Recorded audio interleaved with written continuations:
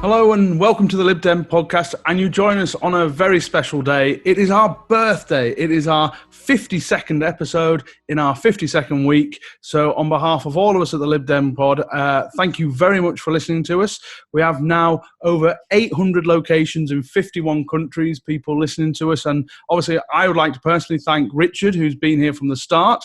For those of you that don't know, we originally came up with this because Richard thought about being party president, but that quickly fell down as we thought we'll just keep on talking out loud and see if people listen, and they have. So thank you so much. And we've also got to thank all our wonderful guests. Our very first guest was Lisa Smart, who we've kind of roped into doing this regularly, which was a great bonus. But we've had MPs, MEPs, party organisers and activists across the UK who have come on, given up their time and really made this podcast what it is. So on behalf of everyone here, the whole team, just thank you so much. And for as long as there is news and liberalism to be fought for, we will keep on doing these. And we're very grateful for your listening each and every week. So thank you very much. And this is going to be our news kind of episode. So to kick us off, I think we're going to have to talk about the Lib Dem leadership. I think, Lisa, is that where you're thinking we should go first? I think we should acknowledge that it's properly kicked off this week, John. Yeah, so Layla and Vera had announced that they were going to be candidates a good while ago. Davey announced this week that he would, as lots of people expected, he would be putting himself forwards as well. So it's properly kicked off this week. And I think you know when something's kicked off because people start having twibbons on their avatars. And so, yeah, the firing gun has been started and we'll have a leader declared by the end of August.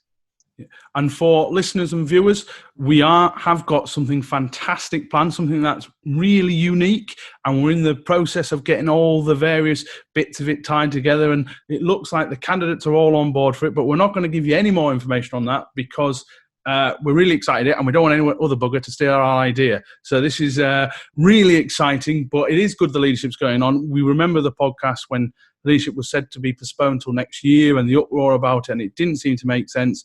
So it looks like we are going to get a leader, and we'll keep in touch with that in future episodes.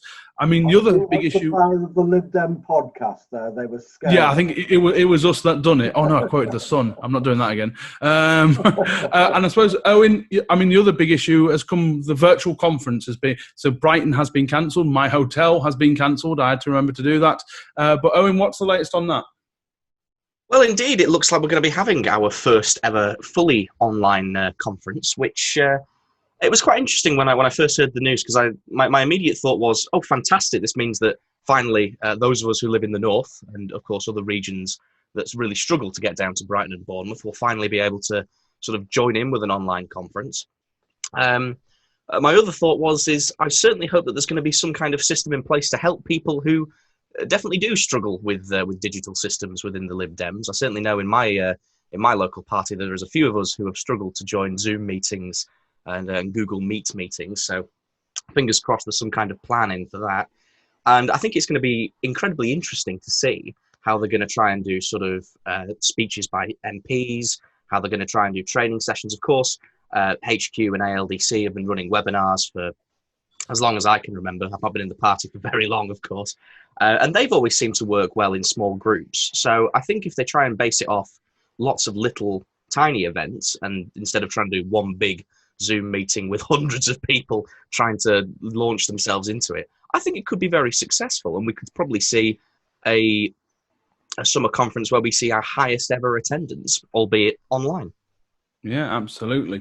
And that segues perfectly, almost like we planned this, which is, as anyone knows or has been a guest on shows, we never do, is onto virtual meetings. It has to talk about the farcical scenes in Parliament this week. I mean, Lisa, you've been very outspoken about this. I mean, you use that word as well, farcical. I mean, it is absolutely atrocious that they've stopped the virtual Parliament. You know, hundreds of MPs didn't go down to Parliament, particularly, I mean, Lib Dem MP Jamie Stone, who is a carer, couldn't go down. Alistair Carmichael did go down after a 22-hour travel from Orkney and Shetland. So, go on, give us the latest on that, Lisa. So, the House of Commons had a really well-functioning virtual way of participating so that all MPs, wherever they were in the country, whatever their personal circumstances were, they could participate and represent their constituents. It took a little while to get there. There were some snags that needed ironing out at the beginning, but they got it working so that you could vote, ask questions, make speeches, and do all the things that you would want your MP to do. What the government, and specifically Jacob Rees-Mogg at the forefront of this particular thing, has been pushing for is to get MPs back to a physical-only parliament, so trying to scrap the virtual parliament.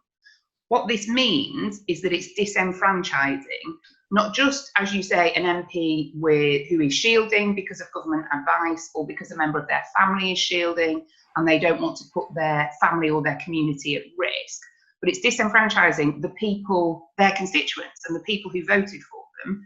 What this says, if you take this all the way through, is the government, before it backtracked a little bit, the government is saying that a disabled MP or an MP with caring responsibilities is worth less and is less effective than an MP who isn't disabled or who doesn't have caring responsibilities.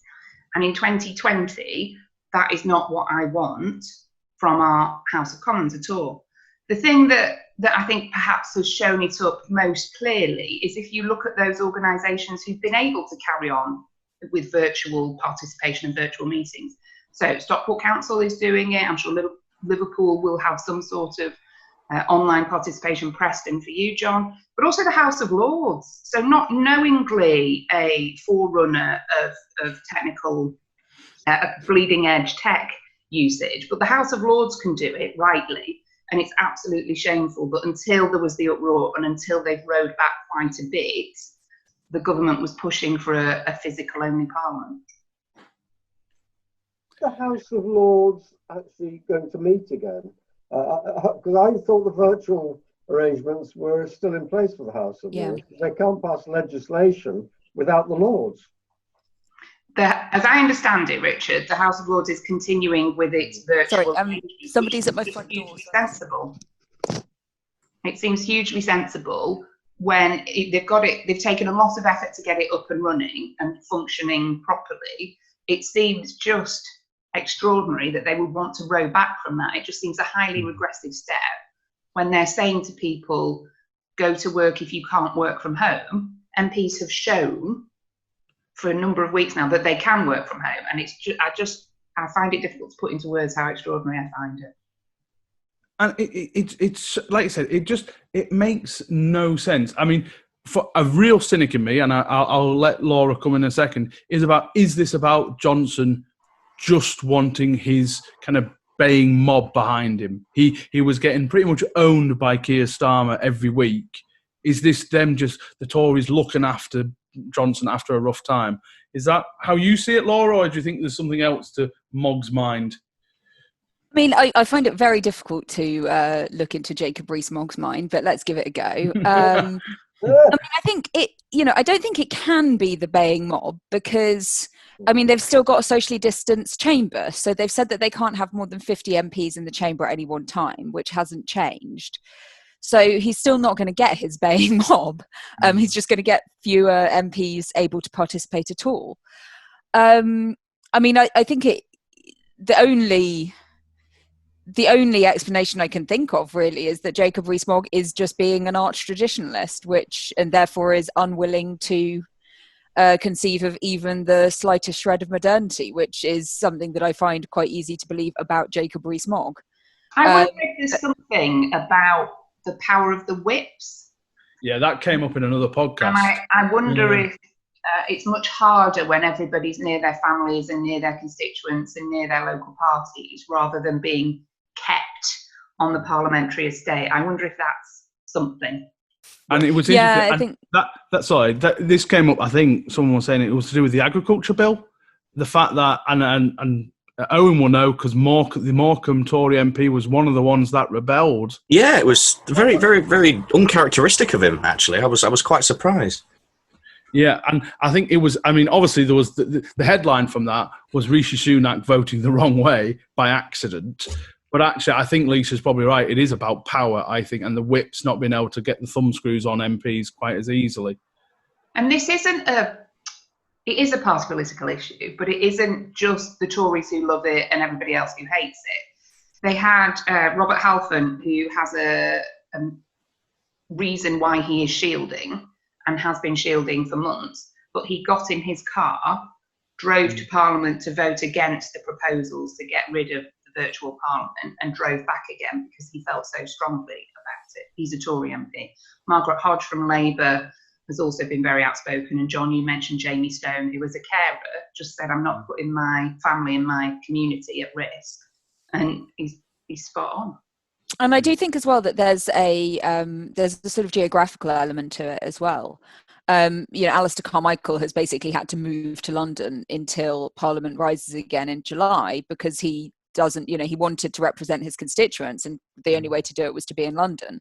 But he also didn't want to potentially bring COVID from Westminster to Shetland and Orkney, which is, incredibly responsible of him, but also puts him and his family in a really difficult position. And, you wouldn't really want that. So, in contrast, if you're an MP representing a London seat, then it's relatively easy to get to Parliament and there'll be less risk of spreading infection around the country. So, without wanting to kind of downplay the risk for, MPs like Robert Halfon, who are, extremely vulnerable and also in Essex, but, so you don't want to downplay the risk for those people. But there is a sort of geographical element there. If you're in Northern Ireland, you have to either get the ferry and travel for kind of more than 24 hours to get to Westminster, or you have to get on a plane, and neither of those feels particularly safe right now. So you can understand why they're not going to do it. And, I don't think it's fair or right that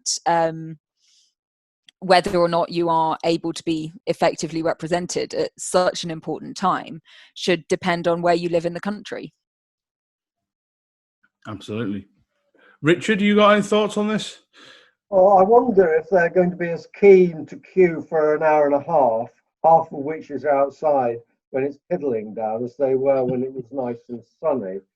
But I think that the worrying long-term significance of, well, there are two.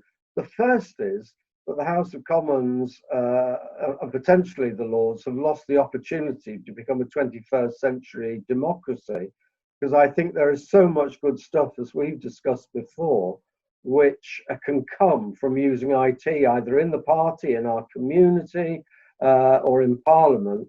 And the second thing is, to my mind, if I was in Scotland or Northern Ireland, it would just increase the buggers in Westminster don't care approach.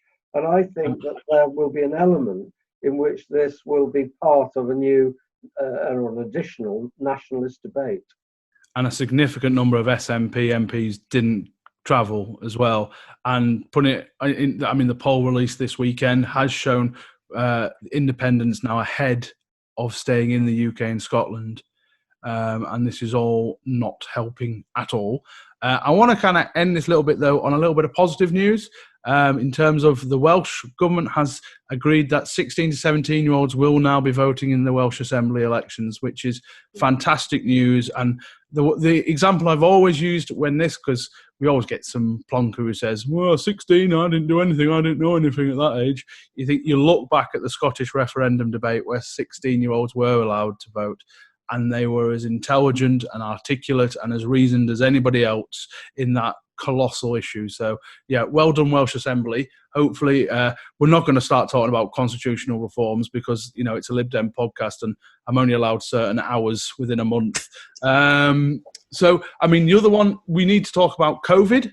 Obviously, new guidelines. And again, just come out, World Health Organization talking about face coverings now.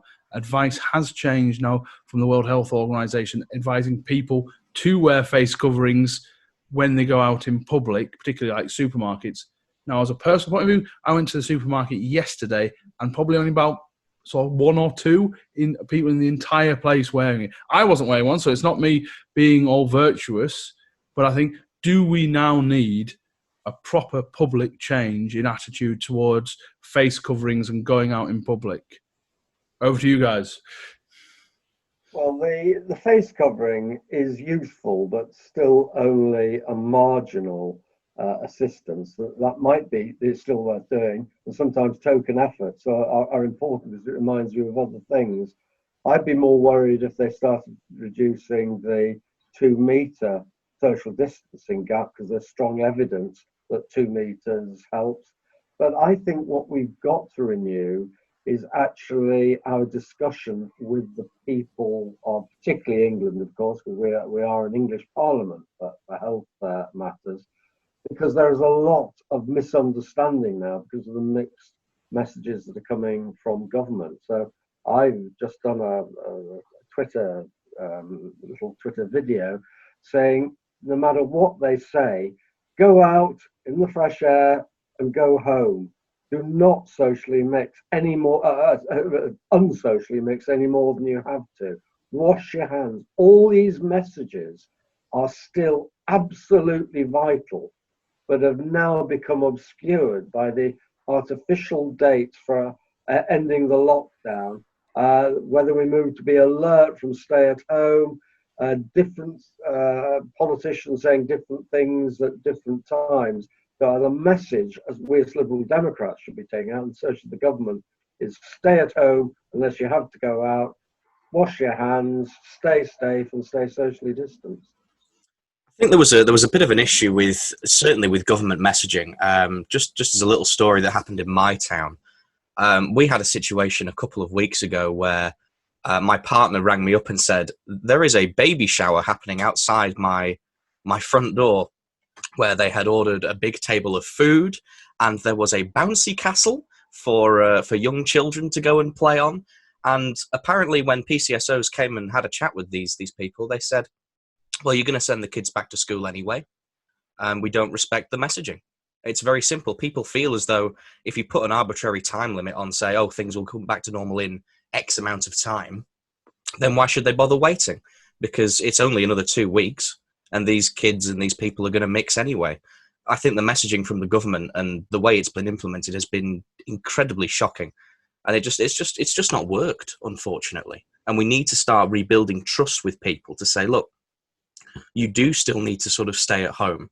You do still need to sort of socially distance. You do still need to, I hesitate to say the word stay alert, because that's just the worst messaging of stay alert of a virus. You can't see it. It's just ridiculous. Yeah, and I think the communication has just been shocking. So like, actually the guidance to wear masks hasn't changed. The guidance to wear masks has been there since Boris Johnson made that speech where on Sunday night, where he told everyone to go back to work on Monday, a couple of weeks ago. And that included, it wasn't in the speech, but it was in the guidance which was issued later, was advice to wear masks on public transport and in shops. But they didn't tell anyone, they haven't been talking about it at the briefings. It hasn't been in any of the messaging. It's, it was just in the guidance, and then they didn't talk about it. And now they're saying that they want to make it compulsory on public transport. It's probably a reasonable idea, like, not a scientist, fair enough. But actually it's not about putting it in the guidance. Like, that's not useful. You actually have to tell people to do it and, give people clear advice on what they can and cannot do. Like, what do you want us to do? And actually, if you're not telling that, then, any amount of staying alert in the world isn't going to help. Like, okay, so I'm alert. The virus could come back at any time. There could be a second wave. It's still here. What do you want me to do about that? And if you're not telling me, then, I'm not going to be able to do it with the best will in the world. Yeah, most people don't want to catch it. Most people don't want to spread it. And so if you're clear and consistent about how you can reduce your chances of either catching it or spreading it, most people will go along with it if they can. The thing about face coverings is it's not about reducing your chances of getting it. It's about your chances of spreading it to somebody else. And most people, if given a fairly straightforward way of not spreading it, will choose that. And I think if that has been explained in other countries, and we've seen the comms plans of other countries which have been more, I don't know if hard hitting is the right way of putting it, but have been clearer and franker. Yeah. And I think when we look back on, when the inevitable public inquiry does take place, the comms strategy will feature hugely in it, because it has been unclear and inconsistent. And I was very fortunate. I went to Taipei in Taiwan a couple of years ago for a good friend's wedding.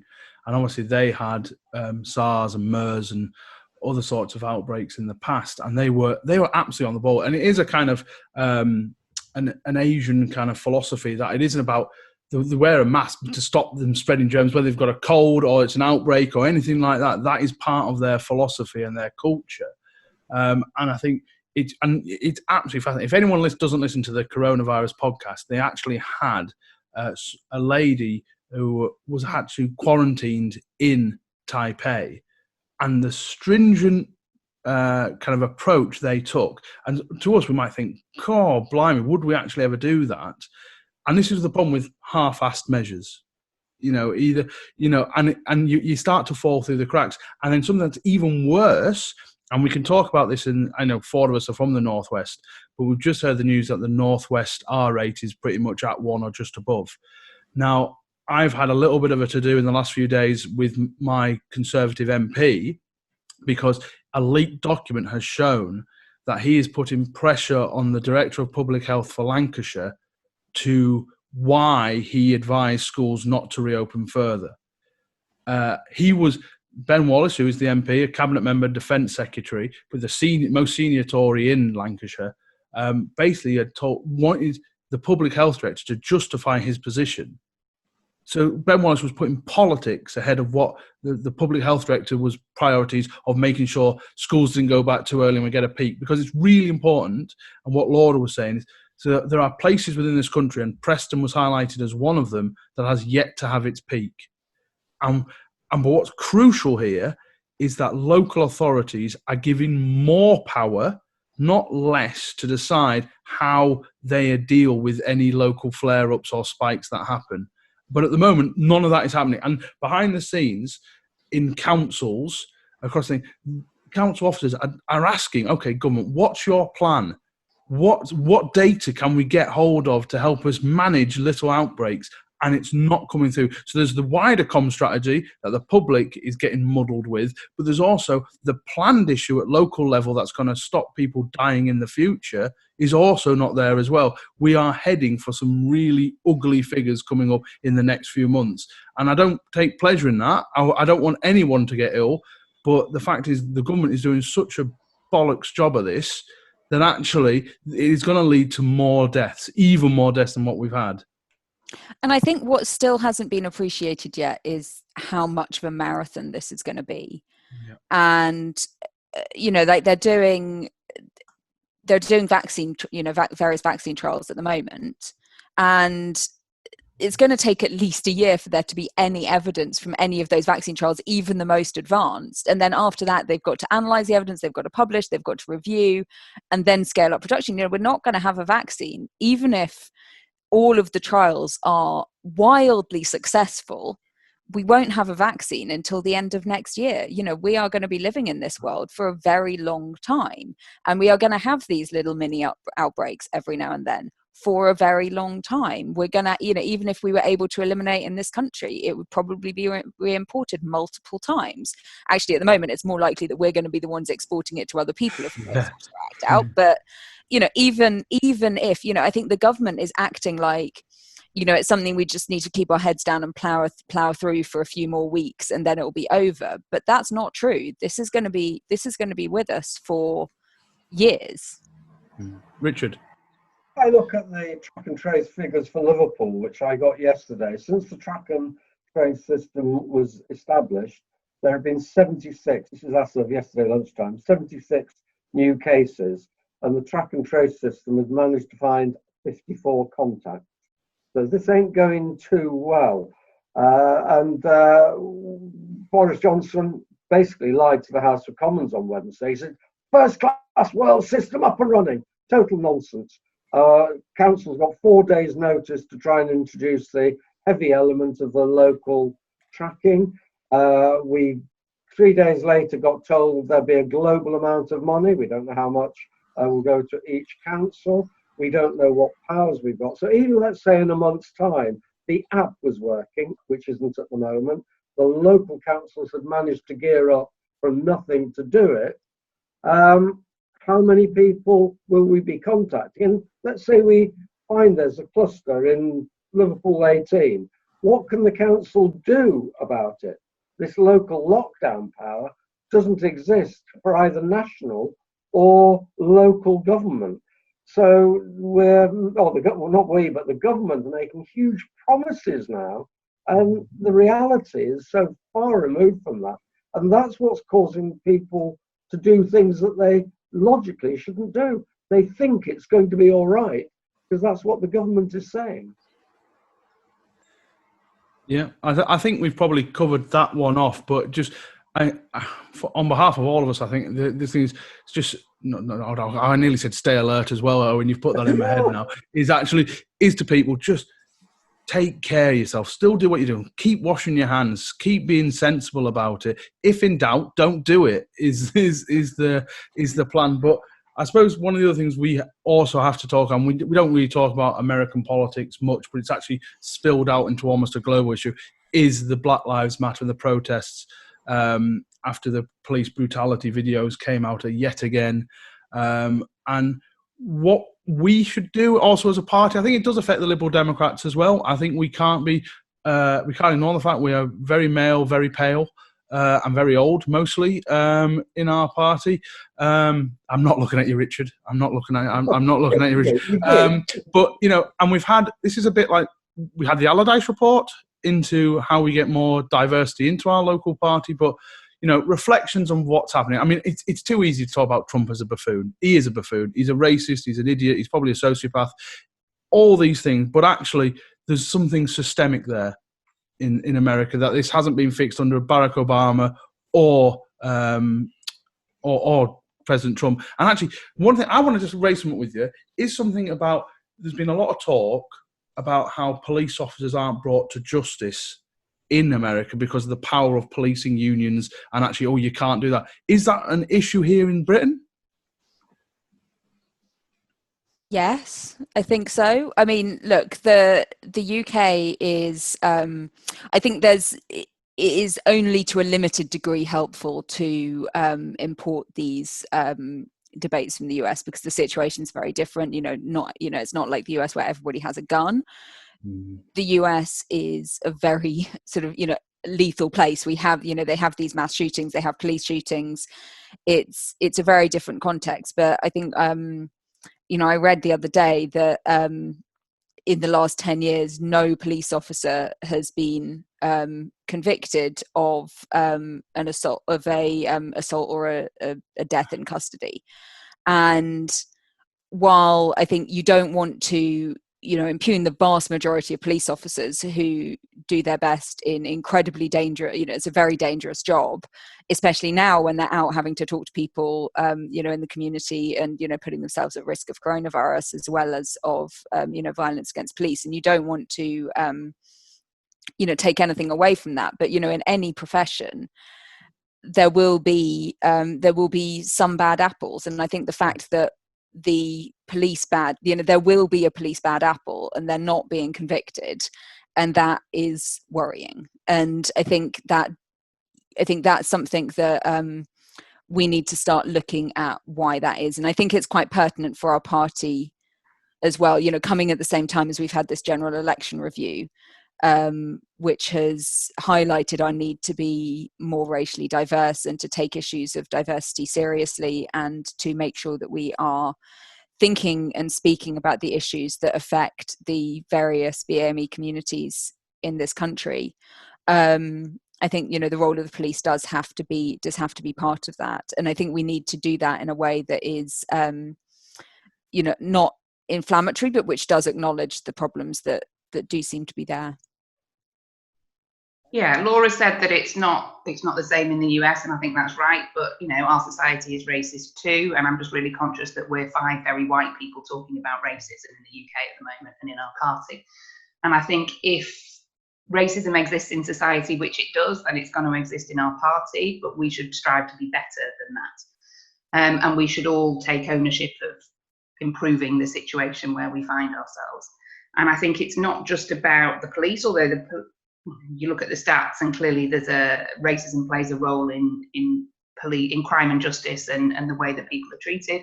But it's also in the health system. You look, if you're a black woman going in to have a baby, you're more likely to not come out again than a white woman. It's just maternal mortality rates are much higher if you're black than if you're white. there's an awful lot of stats that just show that systemic racism exists in this country. I think as a party, what do we do about it? I think we strive to have more Black and minority ethnic voices around the table. And I think we do, as a party, need to do more listening than talking.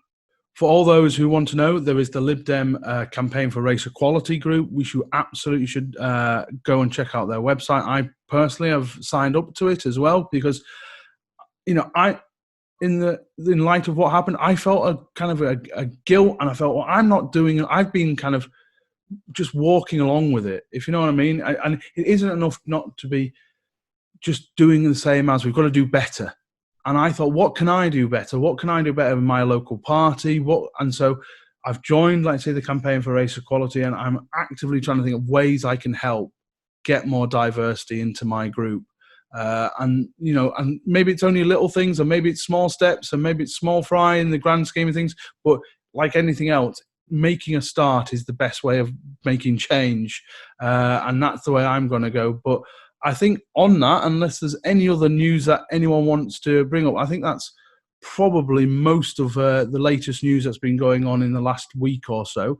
I mean, things change rapidly. We haven't even talked about Brexit and what's going to happen with the transition period and all the rest of that. That's all still bubbling away and is actually probably going to come to a head quite soon. So we will have a discussion on that. We have got also people from the Campaign for Racial Equality in the party. We are going to do a podcast with them. We're also going to do a podcast with former MEPs to talk about the Brexit issue as well. So there's loads of good episodes coming up. So thank you, everyone here, for Owen, Laura, Richard, and Lisa. Thank you, everyone, for watching or listening. Please subscribe, please download, please like and follow all of us. The more people that listen to us, the bigger and better we become. And you never know, we might even start selling merchandise in the not too distant future. That's a joke.